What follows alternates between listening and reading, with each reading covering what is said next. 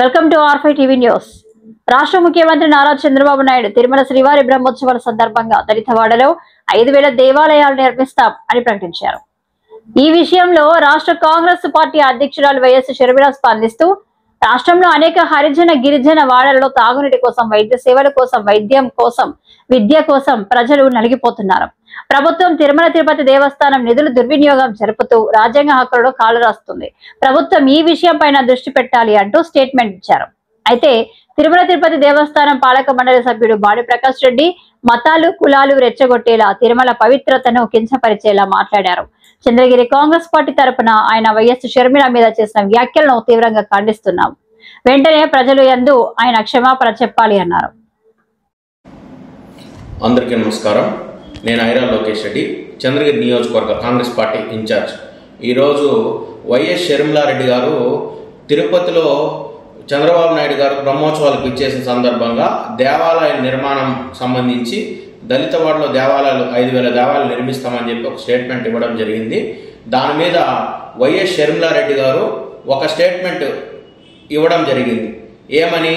దళితవాడలో సరైన సదుపాయాలు లేవు, విద్య లేదు, వైద్యం లేదు, దళితులు ఎంతో వివక్షకు గురవుతున్నారు, దళిత వాళ్ళని అభివృద్ధి దిశగా ఈ ప్రభుత్వం ఆలోచించాలి అని ఆమె స్టేట్మెంట్ ఇస్తే, ఒక మహిళ ప్రధాన ప్రతిపక్షంగా ఈరోజు ప్రజల గొంతుగా ఉన్న షర్మిలారెడ్డి గారు ఒక స్టేట్మెంట్ ఇస్తే, ఇక్కడ తిరుపతిలో ఉన్న Bhanuprakash Reddy TTD board member, అతను ఇదే తిరుపతిలో చంద్రగిరి నియోజకవర్గంలో వాళ్ళ కూటమిలో ఉన్న ఎమ్మెల్యే వ్యక్తి ప్రాతినిధ్యం వహిస్తున్న వ్యక్తి ఉండగా ఆ నియోజకవర్గంలో ఎన్నో దేవాలయాలు, తిరుచానూరులో అయితేమి, తొండవాడలో అయితేమి, నాగాలమ్మ గుడి అయితేమి, వారాహి అమ్మవారి గుడి అయితే తిరుచానూరులో ధ్వంసం అయితే ఈ భానుప్రకాష్ రెడ్డికి ఆ రోజు కళ్ళు కనపడలేదా అని చెప్పి నేను ప్రశ్నిస్తున్నా. భానుప్రకాష్ రెడ్డి గారు, ఈరోజు షర్మిలారెడ్డి గారికి మీరు మతాన్ని కులాన్ని అంటగడుతున్నారు.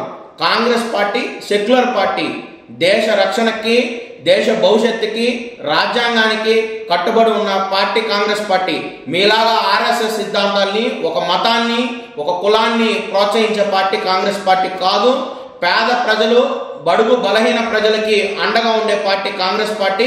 ఈరోజు రాహుల్ గాంధీ గారి సిద్ధాంతం అయితేమి, షర్మిలమ్మ గారి సిద్ధాంతం అయితేమి, పేద ప్రజలకి కూడు గుడ్డ నీడ ఇవ్వడమే ప్రధాన లక్ష్యంగా, వాళ్ళ హక్కుల గురించి పోరాడమే మా కాంగ్రెస్ పార్టీ సిద్ధాంతపరంగా ఆమె చెప్పిందే తప్ప దాన్ని మీరు వక్రీకరించి కులాల మధ్య మతాల మధ్య చిచ్చు పెట్టడానికి ప్రయత్నం చేయొద్దని భానుప్రకాష్ రెడ్డి గారు.